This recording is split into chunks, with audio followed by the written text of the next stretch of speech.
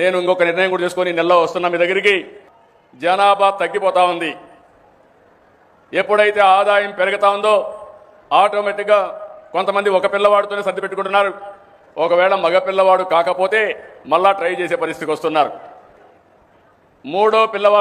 మూడో చైల్డ్కి 30,000 రూపాయలు పుట్టిన వెంటనే ఇస్తాం.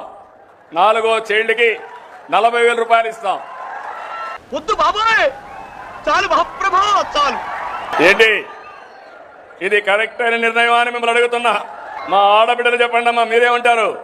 మీరే సృష్టి కర్తలు, మీరు లేకపోతే సృష్టి లేదు.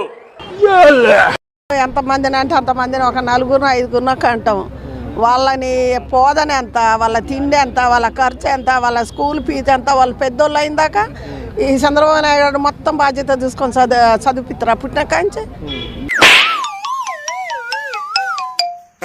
ప్రభుత్వం ఎప్పటికి చంద్రబాబు నాయుడు ఉంటాడా? ఒకవేళ ఆయన ఉండేనా 25,000 ఎవరు ఇవ్వాలా? వాళ్ళ ఖర్చు అంతా పెరిగిందాక పెట్టుకుంటాడా? 25 ఏళ్ళు జాబ్ వచ్చిందాక ఆయన ఉంటాడా? అప్పటికి నేను ఉంటానా?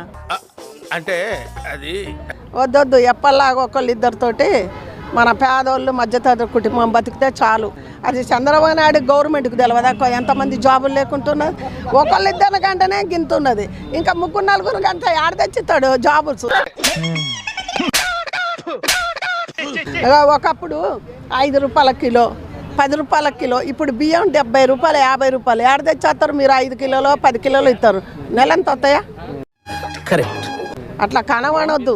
పిల్లలు ఉన్నవారికి మట్టుగా మేము జాబ్స్ ఇస్తాం, మీకు ఒక దారి చూపిస్తాం, పేదవాళ్ళని మేము రక్షిస్తాం అలా చెప్తే బాగుంటుంది. కనవని చెప్పుడు ఎందుకయ్యా? అలా వద్దు. చంద్రబాబు నాయుడు గారు ఇది రాంగ్ స్టెప్.